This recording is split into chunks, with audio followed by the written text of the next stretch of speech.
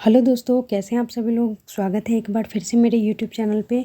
आज हम लोग स्टार्ट करने जा रहे हैं केवीएस में KVS PRT, KVS TGT, super TET या कोई भी आप ऐसा एग्ज़ाम देने जा रहे हैं जिसमें जीके जीएस पूछा जाता है, तो इसमें ये वीडियो आपके लिए बहुत ही फ़ायदेमंद रहने वाला है। चलिए स्टार्ट करते हैं। इसमें हम लोग वन लाइनर प्रश्न देखेंगे जो 100 क्वेश्चन का बना हुआ है। 100 प्रश्न देखेंगे, वो सभी वन लाइनर है। ठीक है, देखिए, भारत की उत्तरी सीमा पर कौन सा पर्वत स्थित है। तो कौन सा पर्वत स्थित है उत्तरी सीमा पर? हिमालय है। उत्तर में नेपाल होता है, तो हिमालय भारत की उत्तरी सीमा पर स्थित है, ये आपको पता होना चाहिए।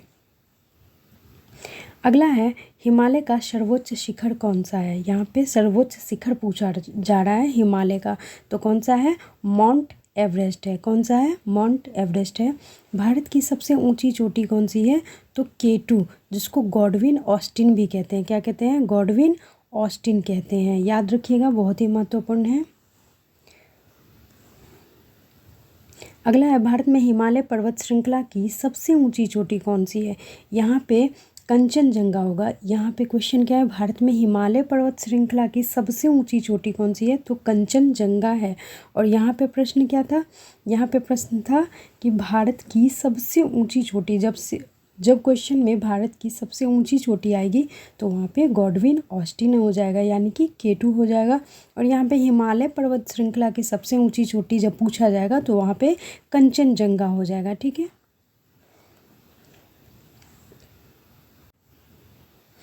अगला प्रश्न है, कौन सी हिमालय की चोटी असम राज्य में है। कौन सी हिमालय की चोटी असम राज्य में है? तो वो है नवाब बड़वे। क्या है? नवाब बड़वे। ठीक है, हिमालय की उत्पत्ति किस भूसन्नति से हुई है? तो याद रखिएगा, टिथिस सागर, इससे उत्पत्ति हुई है किसकी? हिमालय की। ठीक है, हिमालय की उत्पत्ति किस भूसन्नति से हुई है? तो टिथिस सागर से हुई है।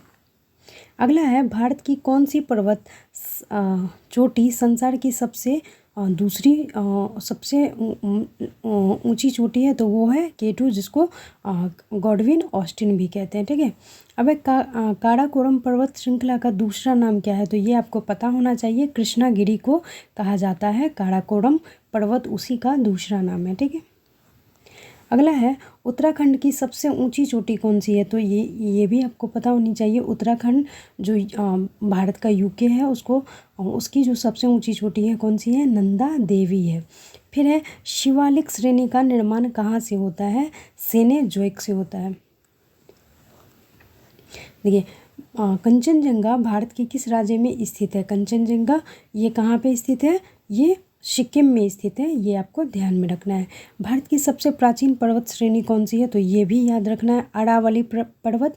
बहुत बार क्वेश्चन में आया है। देखिए, अरावली पर्वत से रिलेटेड एक और क्वेश्चन है। अरावली पर्वत का सर्वोच्च शिखर क्या कहलाता है? तो ये गुरु शिखर के नाम से जाना जाता है। ठीक है, अगला है, सबसे बड़ा हिम नदी यानी कि ग्लेशियर जो है कौन सा है? तो सबसे बड़ा हिम नद जो है ग्लेशियर कौन सा है? सियाचिन है, ये आपको पता होना चाहिए। हिमालय के सर्वोच्च शिखर की ऊंचाई कितनी है? तो ये हिमालय के सर्वोच्च शिखर की ऊंचाई पूछ रहा है, तो ये 8850 मीटर है। ठीक है, ऐसे याद रखने के लिए आप 8850 याद रखिए, नहीं तो 8850 मीटर याद रख सकते हैं। कौन सी पहाड़ियाँ नर्मदा और ताप्ती नदियों के बीच है? तो सतपुड़ा की पहाड़ी जो है नर्मदा और ताप्ती नदियों के बीच है। ठीक है, खैबर दर्रा कहाँ स्थित है? तो खैबर दर्रा पाकिस्तान और अफ़गानिस्तान के बीच स्थित है। खैबर दर्रा कहाँ है? पाकिस्तान और अफ़गानिस्तान के बीच है। एग्ज़ाम आप लोगों का बहुत ही नज़दीक है, इसीलिए डीपली दिक्कत है पढ़ाने में, इसीलिए मैंने वन लाइनर प्रश्न लिया है। अगर आप इन प्रश्नों को देखेंगे तो यकीन मानिए आपका जो 10 है, हालांकि जीके जीएस में क्या आपका जीएस से सिर्फ 5 क्वेश्चन आएगा, और मुझे पूरा यकीन है कि अगर आप इन सभी वीडियो को देखेंगे, जितनी भी जीके जीएस से रिलेटेड बनेंगी, तो आपका उसमें कवर हो जाएगा उतना। देखिए, 5 नंबर के लिए इतना डीपली पढ़ने की ज़रूरत नहीं है। तो इस वीडियो से आपका काम हो जाएगा, 5 नंबर ऐसे ही आ जाएंगे। और रहे जो करंट अफेयर्स, तो वो भी पूरी कोशिश होगी कि करवा दिया जाए। ठीक है, देखिए, पालाधार दर्रा किन दो राज्यों को जोड़ता है? पालाधार दर्रा, यहाँ पे दर्रा जितनी भी दर्रे हों, पर्वत श्रेणी हो या शिखर हो, उन सभी चीज़ों से, उन सभी टॉपिकों से क्वेश्चन लिया गया है।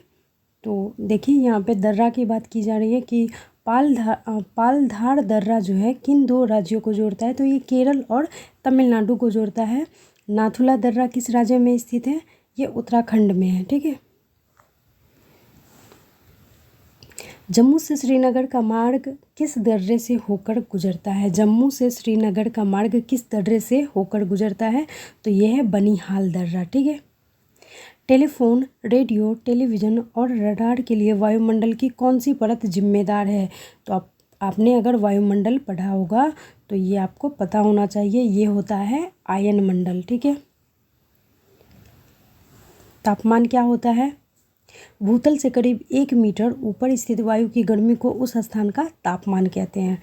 तापमान जो टेम्परेचर होता है क्या होता है? भूतल से करीब 1 मीटर ऊपर स्थित वायु की गर्मी को उस स्थान का तापमान कहा जाता है।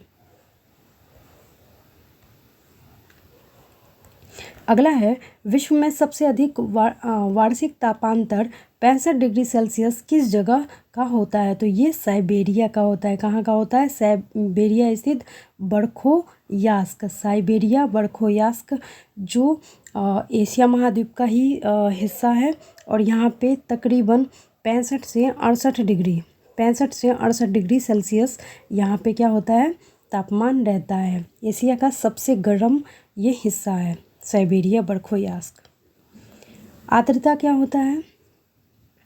तो वायुमंडल में उपस्थित जलवाष्प को क्या कहते हैं? आर्द्रता कहते हैं। वायुमंडल में उपस्थित जलवाष्प को ही आर्द्रता कहते हैं, याद रखिएगा।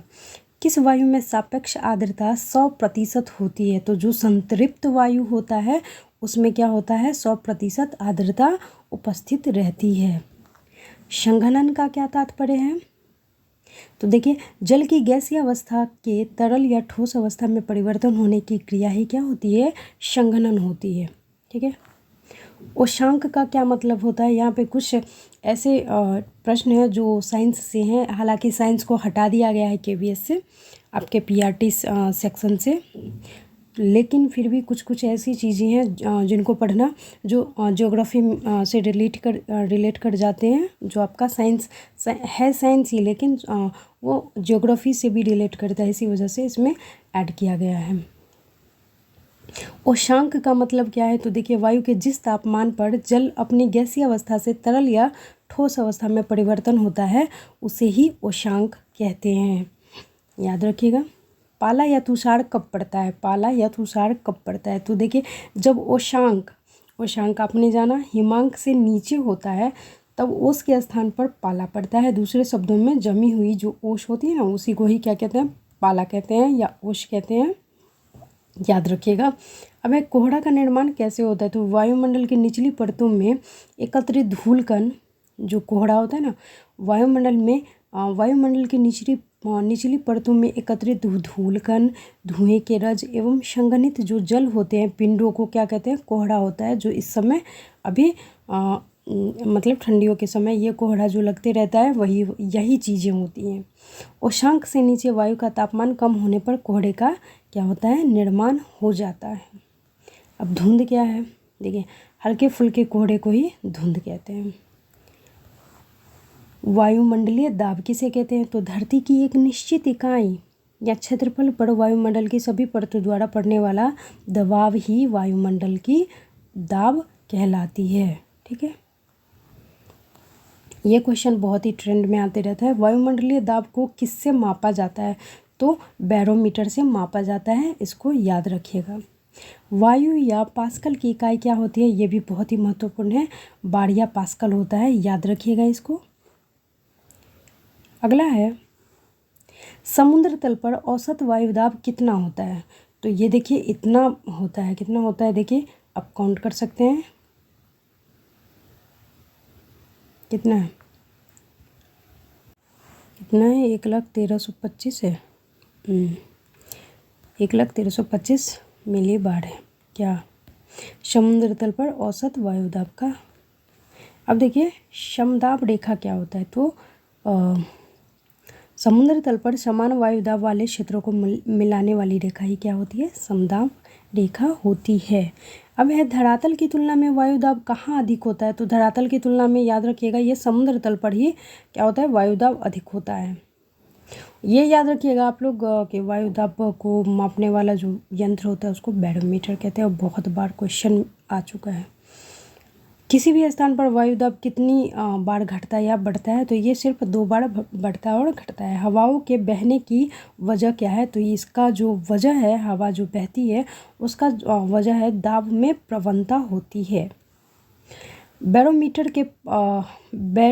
के पठन में तेजी से गिरावट किस बात का संकेत करता है? तो तूफानी मौसम का संकेत करता है। जब कभी बैरोमीटर का पठन तेज़ी से गिर जाता है तो उसी से मनोवैज्ञानिक बोल रहे हैं, मौसम विभाग में पता चल जाती है कि तूफानी मौसम आने वाला है। बैरोमीटर के पठन का पहले गिरना फिर धीरे धीरे बढ़ना क्या दर्शाता है? कि वर्षा की स्थिति होने वाली है। ठीक है। चक्रवात का निर्माण 2 भिन्न तापमान वाली खाली स्थान के मिलने से होती है। तो जब वायु राशि मिलती है तभी चक्रवात क्या होता है? स्टार्ट हो जाता है। अब देखिए खाली स्थान पर चक्रवात की शक्ति का मापन किया जाता है, यानी कि चक्रवात को कैसे मापा जाता है? तो ये इसके लिए टी मापक आता है। जैसे वायुदाब मापने के लिए जितने भी चीज़ें हैं उनको मापने के लिए एक यंत्र बनी है, तो चक्रवात की शक्ति को भी मापने के लिए क्या बना है? टी मापक बना है। अब है टॉर्नेडो में स्थलीय हवाओं की, देखिए याद रखिएगा टॉर्नेडो पूछा गया है कई बार क्वेश्चन। टॉर्नेडो में स्थलीय हवाओं की गति खाली स्थान किलोमीटर प्रति घंटा होती है। तो ये कितनी होती है? 325 किलोमीटर प्रति घंटा। ठीक है। अब क्या है? हरिकेन्स में हवाओं की गति किलोमीटर प्रति घंटा होती है। तो ये है 121 किलोमीटर प्रति घंटा। ठीक है। अगला प्रश्न है हरिकेन्स खाली स्थान में उठने वाली तथा पश्चिमी द्वीप समूह के चारों ओर चलने वाली भयंकर चक्रवाती तूफान होती है। तो वो कहाँ होती है? अटलांटिक महासागर से। कहाँ होती है? हरिकेन्स में उठने वाली, हरिकेन्स यानी कि ये कहाँ उठता है? तो ये अटलांटिक महासागर से उठता है और पश्चिमी द्वीप समूहों के चारों ओर चलने वाली भयंकर ये चक्रवाती तूफान होती है जो अटलांटिक महासागर से ही उठता है। ठीक है, याद रखिएगा। खाली स्थान में उठने वाली और चीन सागर में चलने वाली वक्रगामी चक्रवात को टाइफून कहते हैं। तो ये टाइफून जो है, टाइफून का नाम आप लोगों ने सुना होगा, चक्रवाती तूफान का नाम है। तो ये कहाँ से उठता है? देखिए ये प्रशांत महासागर से उठता है। ठीक है, और प्रशांत महासागर से उठता है और चीन के सागर में वो चलता है। ठीक है, कहाँ से उठता है टाइफून? तो प्रशांत महासागर से उठता है। अब देखिए टाइफून की जो गति होती है कितनी होती है? देखिए सबसे ये भयंकर चक्रवात होता है 160 किलोमीटर प्रति घंटा होता है। सर्वप्रथम किसने तापक्रम के आधार पर जलवायु को बांटा था? तो ये यूनानी थे। ठीक है।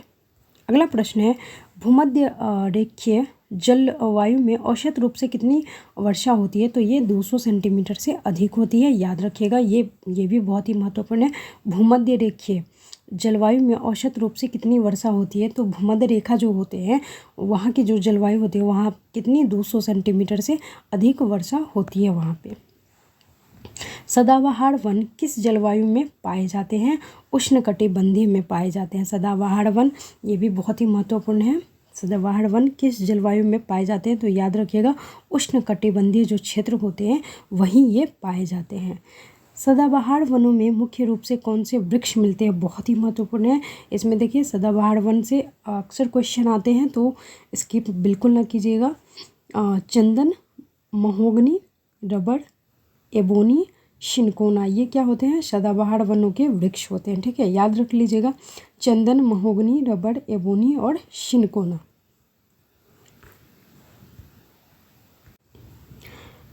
अगला प्रश्न है मानसूनी प्रदेश में वनस्पति किस प्रकार की होती है? यानी कि मानसूनी प्रदेश जो होती है वहाँ के वनस्पति की प्रकृति कैसी होती है? तो याद रखिएगा ये पतझड़ होती है। पतझड़ मतलब पानी हमेशा पड़ते रहता है। शाल, सागौन यहाँ के वृक्ष मुख्य रूप से वहाँ पे पाए जाते हैं। ठीक है,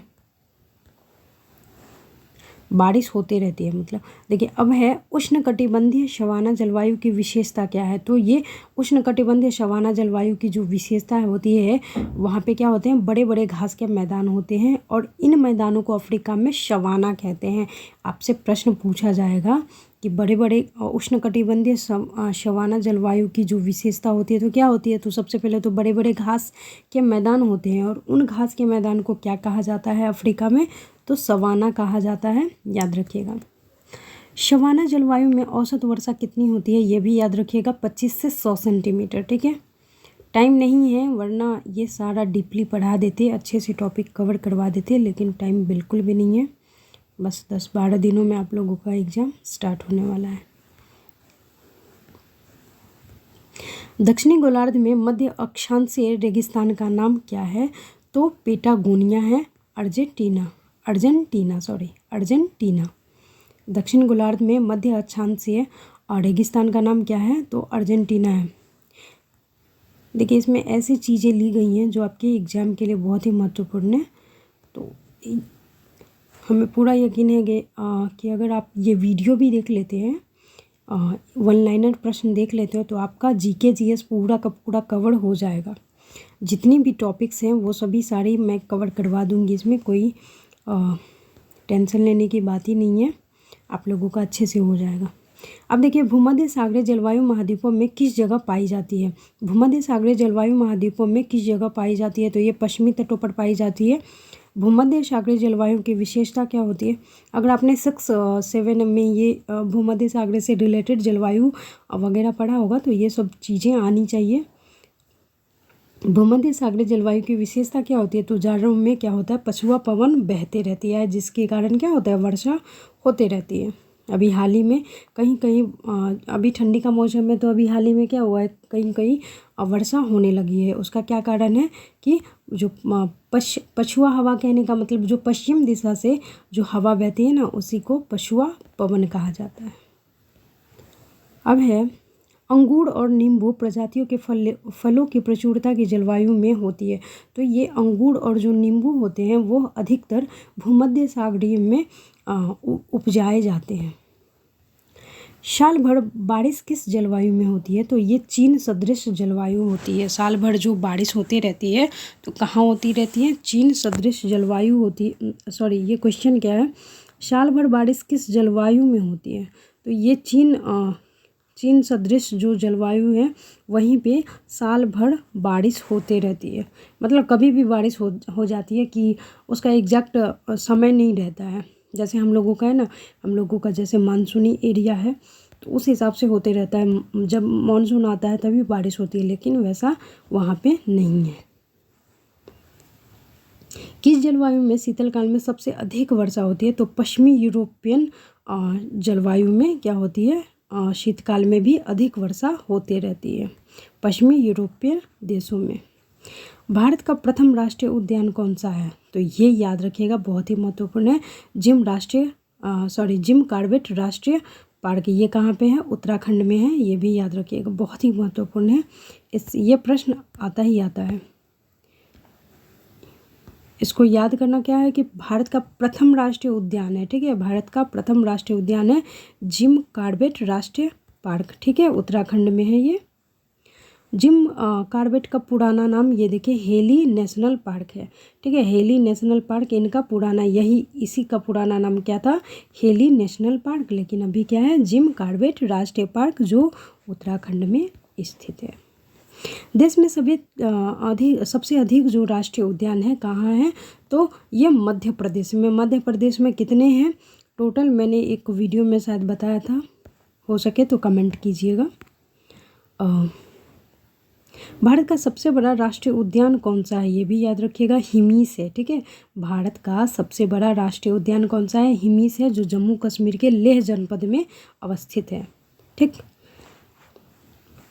हिमीस राष्ट्रीय उद्यान कितने किलोमीटर में फैला है, यही जो जम्मू कश्मीर में है वो 3568 किलोमीटर में फैला है। इसको ऐसे ही याद रखिएगा, 3568 नहीं याद होता है तो 3568 किलोमीटर, ठीक है, 3568, 4 डिजिट है, आसानी से याद हो जाएगा। जाड़े में साइबेरिया सारस भारत में कहाँ दिखाई पड़ता है? जाड़े में साइबेरियाई सारस भारत में कहाँ दिखाई देते हैं? तो केवलादेव घाना पक्षी विहार, ये कहाँ पे है? ये भी याद रखिएगा, बहुत ही महत्वपूर्ण, के राजस्थान में है। देखिए क्या है, जाड़े में साइबेरिया सारस भारत में कहाँ दिखाई पड़ते हैं? तो ये केवलादेव घाना पक्षी विहार जो अभ्यारण्य ही है, तो वहीं पे ये दिखाई देता है। और ये कहाँ पे है? राजस्थान में। यहाँ ये आपसे ऐसे भी प्रश्न पूछा जाएगा कि घाना पक्षी विहार कहाँ अवस्थित है, तो ये विहार का नाम सुन के बिहार नहीं दे दीजिएगा, राजस्थान है, ठीक है। केवलादेव इनका पूरा नाम है, केवलादेव घाना पक्षी विहार, बहुत ही महत्वपूर्ण है, राजस्थान में है, याद रखिएगा। अब सरिस्का भारत के बाघ अभ्यारण्य की स्थापना किस वर्ष हुई? ये भी बहुत ही महत्वपूर्ण है।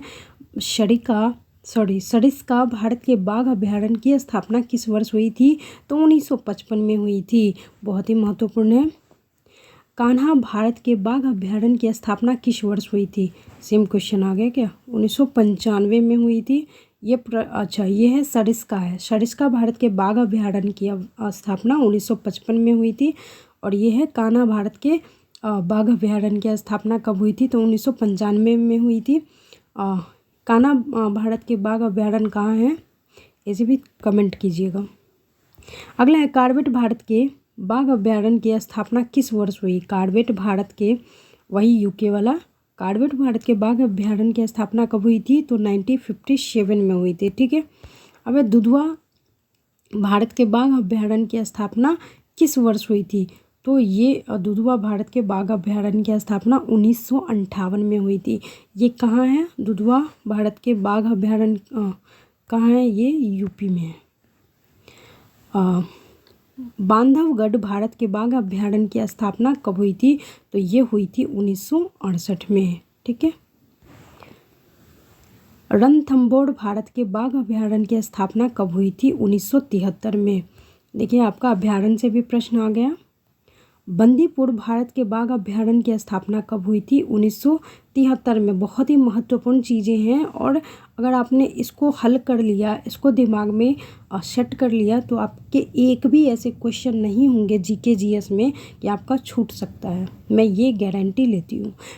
मानस भारत के बाघ अभ्यारण्य की स्थापना कब हुई थी? तो 1973 में, ठीक है, 1973 में। वीडियो को क्या करना है, 1 से 2 बार, 2 से 3 बार देखना है, हो सके तो नोट्स बना लीजिए, लेकिन नोट्स बनाने का टाइम नहीं है, लेकिन उसको क्या करना है, काम करते रहना है, कानों में हेडफोन लगाइए और सुनते रहिए। इससे क्या हो जाएगा, बार बार रिवीजन जो जो होगा त्यों त्यों आपका क्या होगा, मस्तिष्क में वो बैठ जाएगा। तो प्रश्न कहीं से भी बने उसका आंसर तो आप लोगों को पता होगा। अब देखिए, मेलघाट भारत के बाघ अभ्यारण्य की स्थापना कब हुई थी? तो ये मेलघाट भारत के बाघ अभ्यारण्य की बात कर रहा है, तो ये 1973 में हुई थी। पलामू भारत के बाघ अभ्यारण्य की स्थापना कब हुई थी? ये भी 1973 में ही हुई थी। अब है शिमलीपाल भारत के बाघ अभ्यारण्य की स्थापना, ये भी 1973 में हुई थी।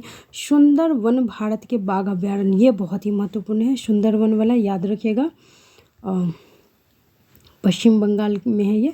सुंदरवन भारत के बाघ अभ्यारण्य की स्थापना 1973 में हुई थी, याद रखिएगा, ये भी बहुत ही महत्वपूर्ण है। पेरियार भारत के बाघ अभ्यारण्य की स्थापना कब हुई थी? तो इसके ठीक 5 साल बाद हुई थी, ठीक है। पेरियार याद रख लीजिएगा और सुंदरवन याद रख लीजिएगा।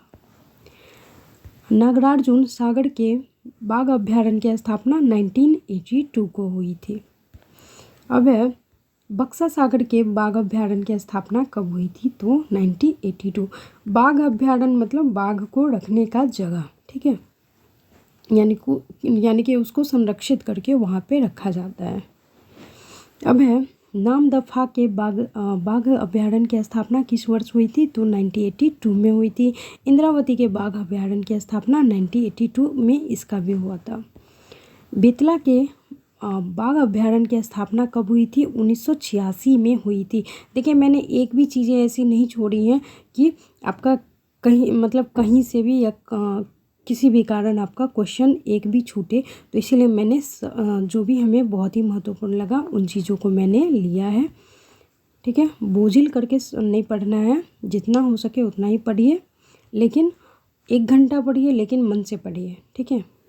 अब ये नहीं कि दिखाने के लिए आप 3 घंटे 4 घंटे पढ़ रहे हैं लेकिन आपके मस्तिष्क में, आपके दिमाग में कुछ सेट नहीं हो रहा है, तो ऐसे नहीं पढ़िए।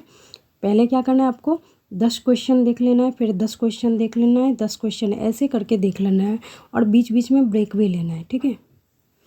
अब है मुंडनथुरिया कालकट के बाघ अभ्यारण्य की स्थापना किस वर्ष हुई थी? तो ये 1988 में हुई थी। वाल्मीकि के अभ्यारण्य की स्थापना 1989 में हुई थी, ठीक है। तरोवा अंधेरी के बाघ अभ्यारण्य की स्थापना कब हुई थी? तो 1993 में हुई थी। पन्ना के बाघ अभ्यारण्य की स्थापना कब हुई थी? देख लीजिए, 1994 में हुई थी। अब है दम्फा के बाघ अभ्यारण्य की स्थापना कब हुई थी? तो 1994 में हुई थी। ये याद रख लीजिएगा।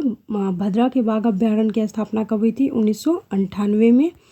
और पीच के बाघ अभ्यारण्य की स्थापना कब हुई थी? तो 1998 में हुई थी।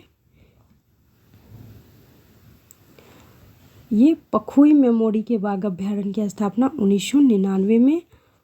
सतपुरा पंचमढ़ी के बाघ अभ्यारण्य की स्थापना 1999 में।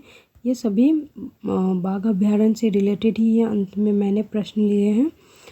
राता पानी के बाघ अभ्यारण्य की स्थापना 2010 में हुई थी। पीलीभीत के बाघ अभ्यारण्य की स्थापना 2010 में। ये याद रख लीजिएगा। और सूताबेदा के बाघ अभ्यारण्य की स्थापना भी 2010 में हुई थी। इसे भी याद रख लीजिएगा। पृथ्वी के उत्तरी गोलार्ध में कितने प्रतिशत जल है? यहाँ पे उत्तरी गोलार्ध पूछ रहा है तो 61% जल है, ठीक है। पृथ्वी के उत्तरी गोलार्ध पूछ रहा है, ये नहीं कि संपूर्ण पृथ्वी का पूछ रहा है। क्वेश्चन को समझे उसके बाद बताएं। पृथ्वी पर अधिकतम ऊंचाई वाली जगह कौन सी है? माउंट एवरेस्ट है। इसकी ऊंचाई कितनी है? 8848 मीटर, ठीक है। इसकी ऊंचाई है माउंट एवरेस्ट की। अब ज्वालामुखी क्या है ये पता होना चाहिए। जब पृथ्वी का क्या होता है, पिघला हुआ पदार्थ, लावा, राख, जलवाष्प, ठोस पदार्थ तथा अन्य गैसें किसी छिद्र या दरार से बाहर निकलती है तो उसे क्या कहते हैं? ज्वालामुखी कहते हैं, ठीक है। ये आप लोगों ने पढ़ा होगा। अब अंत है, प्रकृति का सुरखा वल्ब किसे कहा जाता है? तो सुरखा वल्ब ये भी पता होना चाहिए, ज्वालामुखी को ही कहा जाता है। तो ये फ्रेंड्स कुछ 100 प्रश्न थे जो आपके जीके जीएस के लिए थे। और आई होप आप लोगों को वीडियो अच्छा लगा हो। अगर अच्छा लगा हो तो लाइक सब्सक्राइब ज़रूर करें और शेयर करें उन दोस्तों को जिन्हें इनकी ज़रूरत है। और आई होप आप सभी मेहनत करें, अच्छे से मेहनत करें और आप लोगों का केवीएस में सिलेक्शन हो जाए, ठीक है। चलिए मिलते हैं अगले वीडियो में। तब तक के लिए धन्यवाद। वंदे मातरम।